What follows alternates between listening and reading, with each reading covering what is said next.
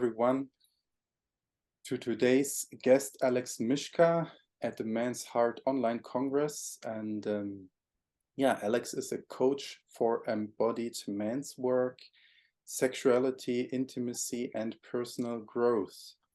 And Alex helps men to heal their wounds and yeah, face their fears as well, and develop more emotional awareness in their lives. And he's going deep into the realms of sexuality, embodiment, breathwork, as well as shadow work. He's coaching men one-on-one, but also women and couples in the areas of relationship and sexuality. Welcome, Alex. It's a pleasure to have you here today. Thank you very much for such a warm introduction, Felix. It's great to meet you, man. And thank you very much for inviting me into your new project, which is a beautiful endeavor indeed. So truly in good company. Great. So nice to have you.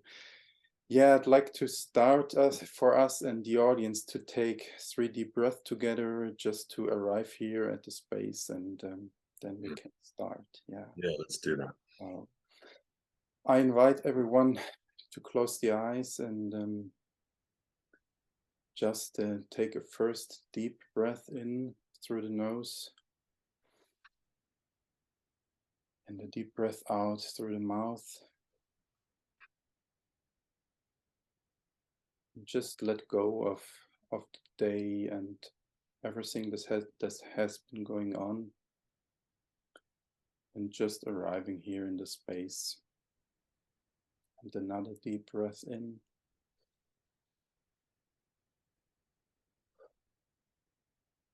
Deep breath out and connect with the earth in this moment. Just feel where you're sitting, just being here in this moment. And another deep breath in.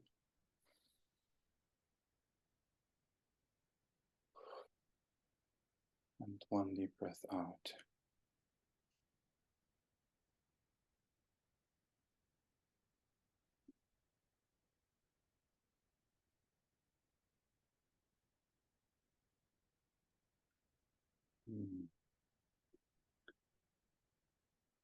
Yeah.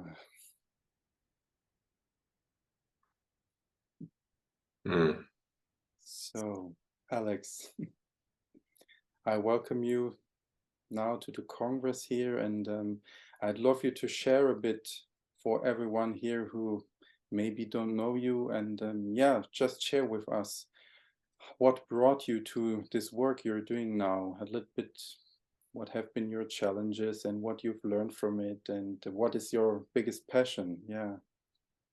Yeah, thanks for asking the question. The origin story. So I look quite young for my age, but I'm a 41-year-old coach now. And my avenue into the work of embodied men's work and intimacy and relationship and erotic blueprints was kind of like a winding path that began about 10 years ago. I was formerly a DJ, and then in my 28th year, everything came crashing down, like Saturn's return, second dark night of the soul, I think. I have a 7-year cycle that comes around. Every 7 years, there's major chaos and upheaval that leads to major growth.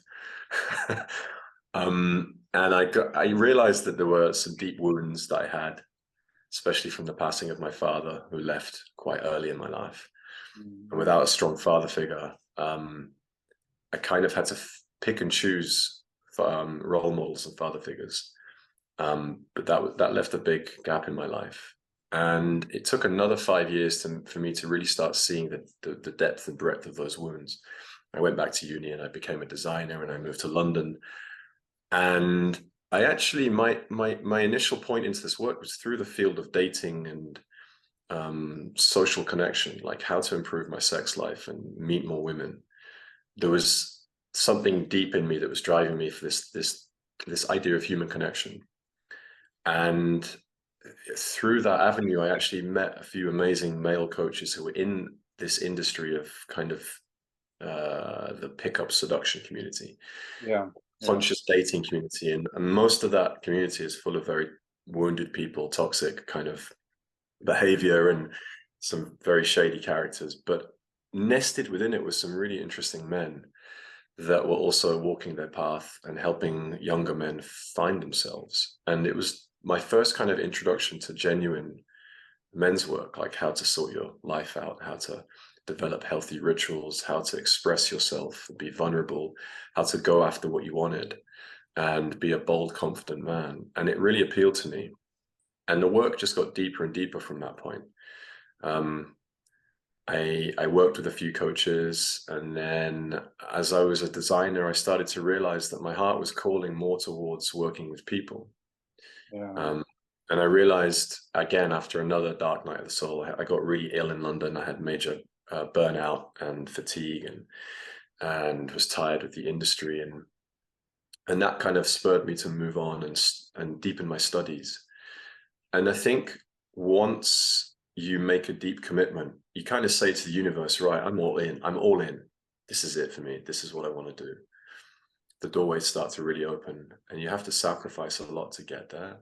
But over the last 5 years, I've been intensely practicing and studying in the art of sacred sexuality and deeper men's work, shadow work, how to understand our inner child and the psychology of our patterns and the origin, but also how to live an embodied life, because we can study our issues as much as we want, and we can go through the therapeutic process, which is beautiful, but we also need the embodied process as well, like the yogic, meditative, and pleasure-based practices that will add that extra layer of vitality and joy to our lives.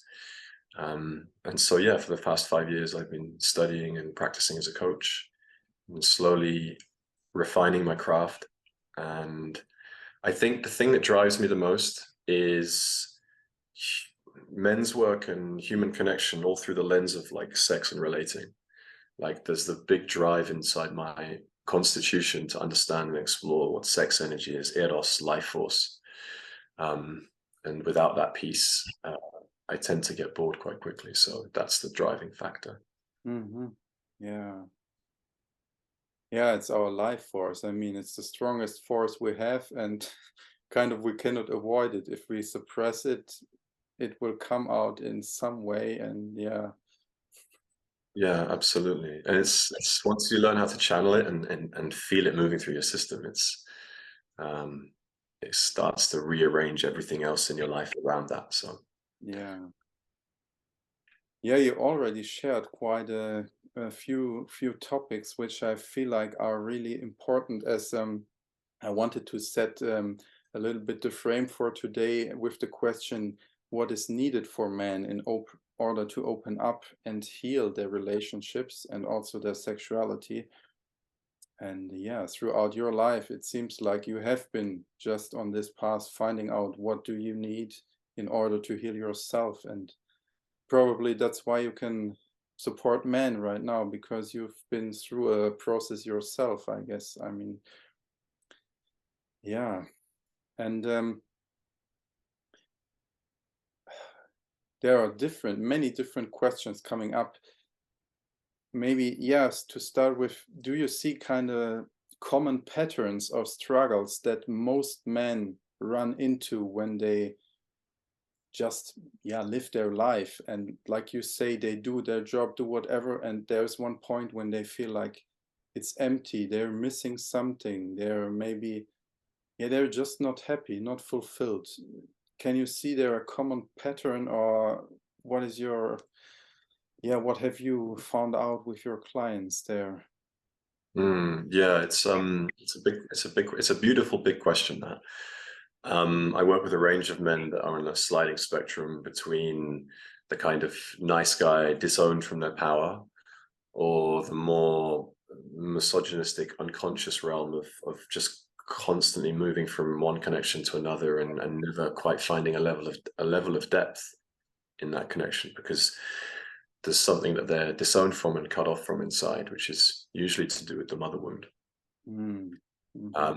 Which I've had to unpack, and I'm continuing to unpack in my life, is the breadth and depth of my mother wound and how that affects my relationship to the feminine. So I'm lucky to work with a real range of men that are on that sliding scale, and it always comes down, or back to the main themes of power: healthy, clean, aligned power, and accessing that power. And then that always comes back to the cock or the penis, which is the center of a man's being, and how to wield that sword gracefully, elegantly, with love, and penetrate the world and life, knowing that there's a deep intelligence in that area and that it needs to be honored and seen.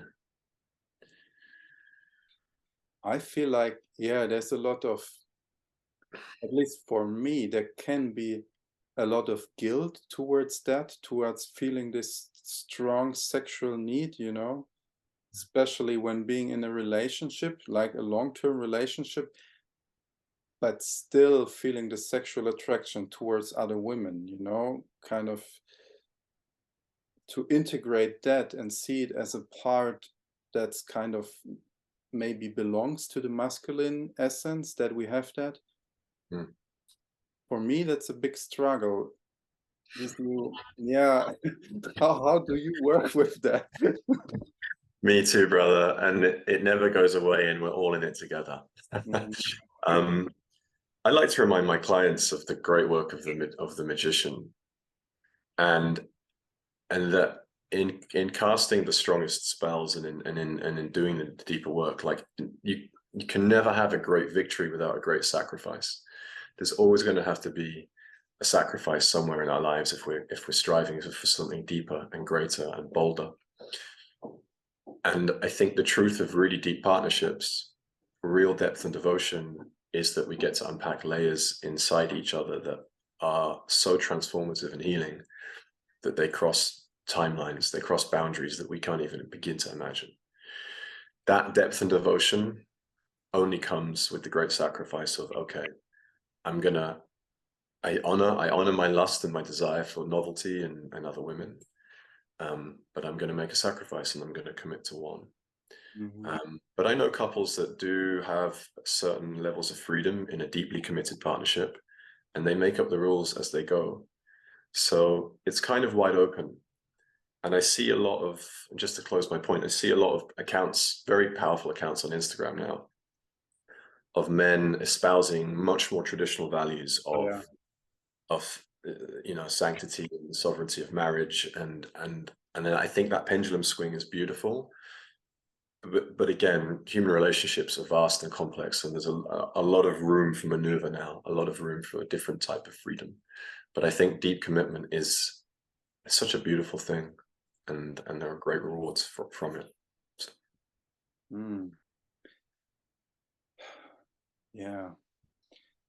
Is it like, for instance, I've been in an 11-year relationship and we have a son together who's 9-year-old, but we broke up last year now. I don't want to make it personal, but what I'm just thinking about, I always struggled to commit, even if we were in the relationship, and I never betrayed her in those 11 years. But there was this constant longing for, I would say, the feminine in general, and it never is kind of satisfied and never went away. And that was really hurtful to my partner because she felt like she's not lovable, and you know. Yeah. So maybe this is related to what you're talking about, the mother wound. I'm not sure, but is this some pattern you can also see coming up more often, or? Yeah, we work a lot on this a lot in all of the containers. All of my clients, we dip into this subject of the need for novelty and the need for the endless, especially for the masculine, the endless need for freedom, and the freedom to choose, and also the sex drive, but also how the feminine range is deeply nourishing for us, like all the flavors from light to dark. And can we evolve those from our partners? And I think that's why the erotic blueprints really appealed to me, because suddenly there appeared a model where pleasure and sexuality and all the flavors of our erotic nature could kind of be fine-tuned and rediscovered in people. And so sexual compatibility seems like less of a big issue in some cases in a deep committed partnership or in any connection. But thanks for your tender reveal, because I just think that never goes away in some cases. It's always there. A lot of the great teachers, I think Daeda talks about this a lot, is that it just never ends. And it's a deeper search for ultimate freedom sometimes that just appears as arousal and turn on. But it's a big mystery to unpack. And we're all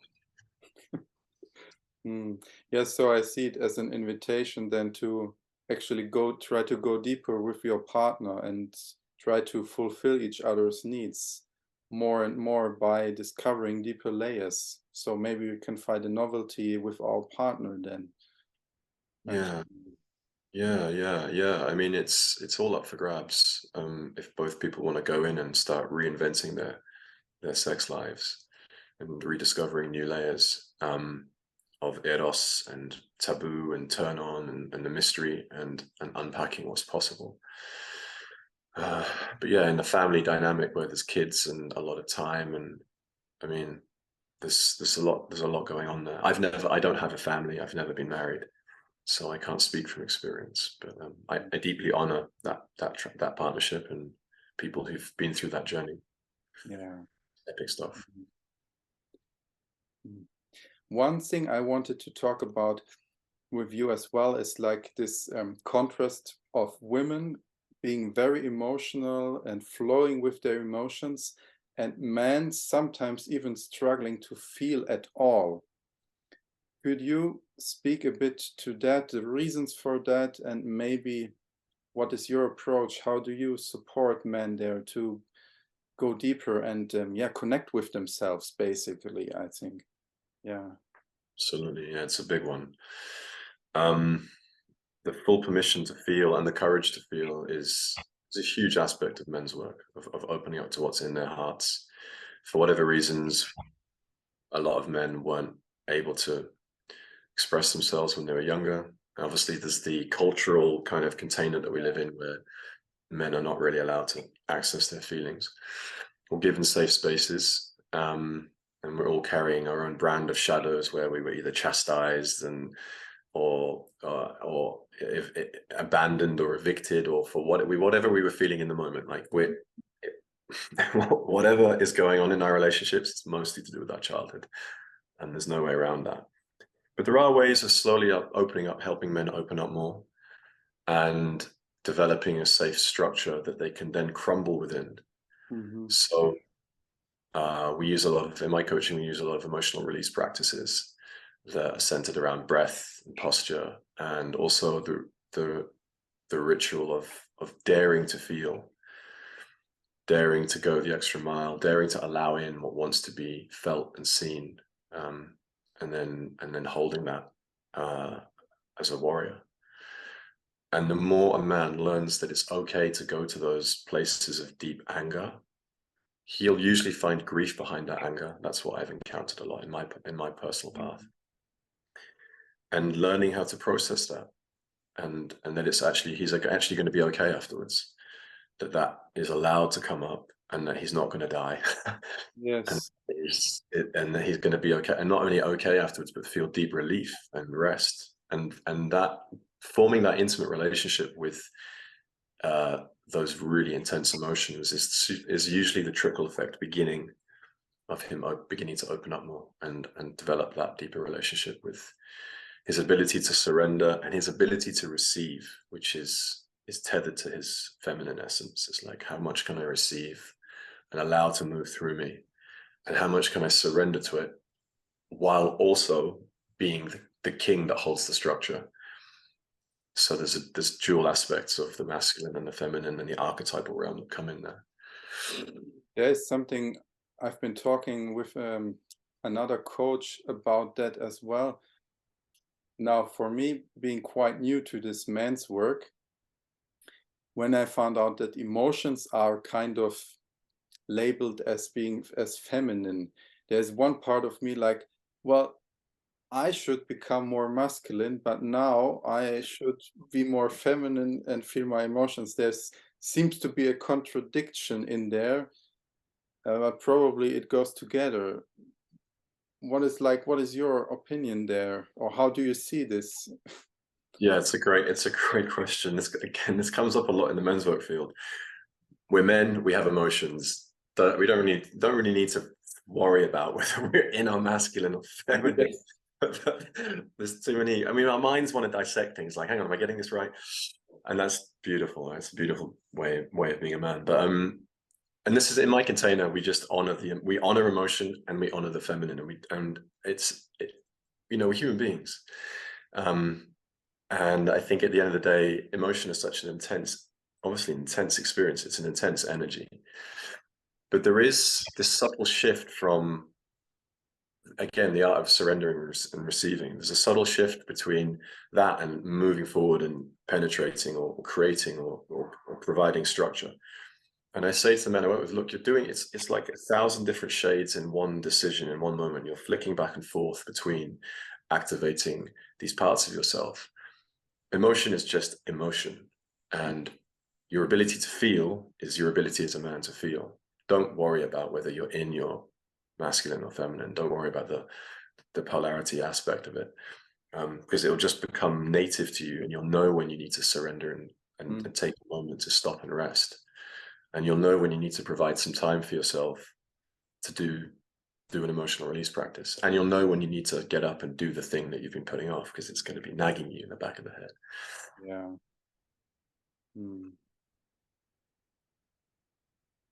Yeah, putting the labels off and just being more in the moment, maybe. Yeah. Exactly. Just tearing the labels off. Our innate intelligence and intuition usually guides us really well. Yeah. Don't need to question everything that's coming up or happening. Yeah. So maybe another question around a relationship. When we as men don't feel as much, when we are stuck, what does that do in our relationship? And are there ways you kind of coach or support people in their relationship to handle this dynamic or to change that dynamic? Because then our partners as well involved there. Yeah, it's a big one. And it's a tough one. Every man has a different density in his nervous system. Some men are very soft and flowy. Some men are built like stones. You know, they're solid as fuck. And it's beautiful, right? We've all got different constitutions. And also our partners have needs. They want to feel more from us. Yes. I do work with some men that have a very cold front inside. They're so disowned from their emotional realm. Their ability to feel, and that ability to feel as men allows us to attune to others. It's honoring the internal emotional realm, so we can understand that we're feeling, and if we can feel what we're feeling, then we can feel what others are feeling. And that's usually what the partners are calling for. It's like, I need you to feel me more. But it's a tough one, because some men, that's years and years of work it takes to unwind that nervous system. And it's a slow, gradual process. And breakthroughs happen sometimes in the most unexpected ways. But they need to be slow and gradual. And for a man that's gently opening up his nervous system, he needs to titrate. He needs to gently go to an edge and then come back. Gently go out to another edge and then come back. And that gentle expansion outwards and contraction back inwards shows to him that it's okay to feel a bit more. But then some men just aren't designed that way. And it's a hard compromise for their partners to accept. That's where intentional dialogue practices really help, because couples that practice intentional dialogue and authentic relating practices tend to find deeper layers of each other without it having to be some big story about our emotion. It's like, oh shit, I'm actually discovering you for the first time.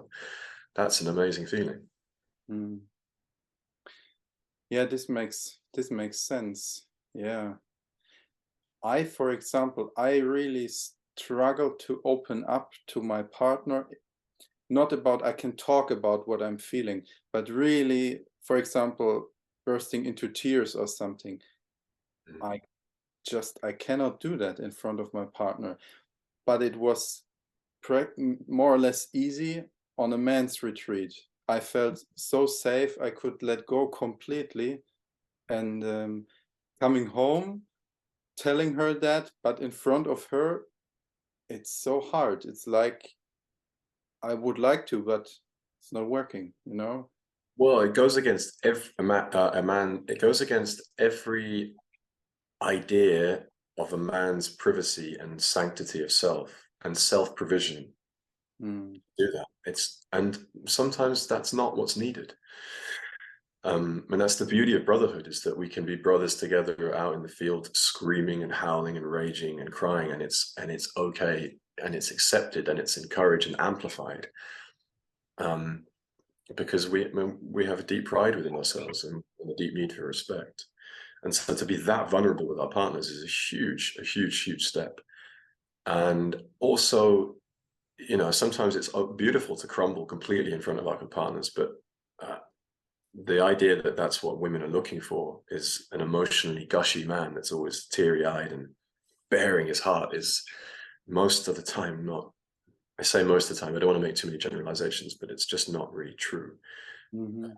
My understanding currently is that women desire to be with men who have met a depth within themselves and can bring it in a way that's authentic and vulnerable, but not completely exposed. Yeah. And that being exposed is terrifying for a man. It relates right back to the primary wounds of either abandonment or inadequacy that all men carry on some level. Yeah.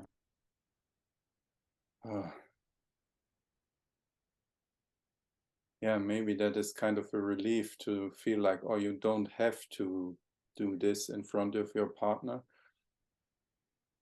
But what I feel like, and what I want to bring also to the men who are watching this, is that we don't have to be alone, you know, this feeling of being desperately lonely. This is one of the deepest wounds I found for myself, and why I find this work so healing, to come together with other men. And for me, there was one moment when I completely broke down, and I could see, it took me a while, but I could see, oh, they're accepting me and they are loving me.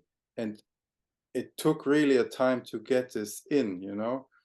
And I feel like this is a crucial part when someone is watching at home and just feels like shit, you know, feel like I'm worth nothing, whatever, to feel that he's not alone, that we're all going through this.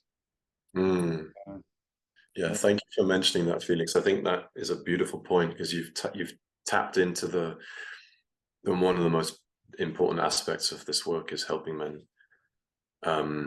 move past the need to do it on their own. You know, male suicide is off the chart at the moment, has been for a long time, and it's because of the deep loneliness and despair that men feel. They don't have anywhere to turn to. So it's very humbling to hear your story. Thank you for sharing that. I honor that, absolutely. And that's really what this is all about.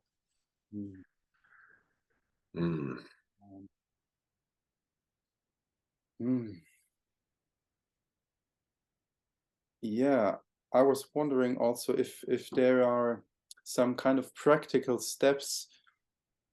Are there kind of, yeah, maybe exercise is the wrong word, but or some points where men at home could maybe start to get into this, to connect more with themselves, feel themselves more, just kind of a way to start this journey if they feel stuck and they just don't know, you know, they just don't know what to do to change their situation. Yeah. I would always advise some kind of pattern interrupt, or some kind of reaching out for some kind of support from somewhere. Reaching out to someone in the field, or a friend, or anywhere, just to have a witness, just to begin a conversation. Yeah. And that's the bold move that every man must make, is to reach out. And we see this across the board. Even very successful people sometimes don't know how to do this. And yeah, just that initial step, reach out to someone. So to overcome the fear or whatever, just, yeah, Yeah. I mean, anyway, it's so often I feel like it has to get really worse until we are willing to ask for help. For me, it was basically the same. And I'm hoping like maybe some men could try it before it has to get worse. But yeah. Yeah, totally. That's exactly it. We will wait until that house is burning down until we decide, okay, maybe I should get out and call someone. We can put the fire out and rebuild the whole house. Yeah, so maybe this is just a call to action. If you feel like at home, don't know what to do, just take the courage and reach out. And maybe to Alex or whoever you feel called to, who kind of is in resonance with you. But yeah, from my side as well, it has helped a lot. It's just the beginning, but the first steps and yeah, change is possible. definitely. I would say to any man listening, the first step is to reach out, and you'll notice a trickle effect. You'll suddenly find yourself in a men's circle, sharing deep, intimate parts of your soul. You'll feel a sense of support from there. Maybe then you'll find the right coach or the right retreat or workshop to attend. And before you know it, you'll have a band of brothers around you that will be there for you. But the courage to make the first move is always the first step, I think. Yeah. So maybe you could share also about your offerings. So what kind of workshop or retreat or coaching, and maybe also some details, what you're doing in there with the men, so they get kind of a feeling, impression for your work, and also where they find you if they want to reach out to you. Yeah, thank you for the invitation. You can find me on IG as Alex_Mischka, or my website is www.alexmischka.com. I now have a 3-month men's program called Leadership and Lovership. And that takes a man through a very detailed, intense journey of masculine embodiment, the fundamentals of the evolved masculine, shadow work, working with the masculine in intimacy and relationship, archetypal work, and a whole host of other stuff. And we go pretty deep in that. And that means that you get to work with me quite intensely, personally, for 3 months. And I'm there to fully support you and see you in all of your splendor and all of your complexity. And there really is no substitute for one-to-one coaching. That's been my experience over the years. I'm a projector and a Libra sun, so I can read people quite deeply. I just think it's a wonderful way to work. I live on the island of Ibiza, so I have a number of weekend workshops, masculinity workshops, where we explore the dark and light masculine. And I have a few retreats planned for the end of the year, which will be longer immersions into the themes of leadership and lovership and the embodied masculine and rites of passage, and going into some intense experiences of brotherhood and transformation. And I also do coaching on the erotic blueprints and couples work. So helping unpack men and women and unpacking their erotic constitution and how their nervous systems are designed for arousal in specific ways, and how to feed pleasure. We don't see pleasure talked about that much in the world of men's work. No. Because it's all about intensity, expansion, and facing the which is beautiful. But pleasure is a huge aspect of being a human being, and so I deeply honor the need for that in the world of men. And yeah, that's it. It's going to be a busy year, but please, if you're curious and you want to reach out, I'd love to have a conversation with anyone that's out there. Just book a free discovery call. You can do that on my website or through IG, or just shoot me a message. Great. What you just mentioned, leadership and lovership, I wonder what is the relation between both of them? Could you just share a bit about that, maybe as the last thing, because this seems a little bit also could be contradictions, leader and lover. Yeah. I love the idea of helping a man lead his sexuality, lead his emotion, leading his connections and his partnerships, leading his own inner child, leading his shadows, like that. This aspect of, you don't have to be a CEO to be a leader. You don't have to be in charge of a huge team of people. It's how you show up and lead yourself.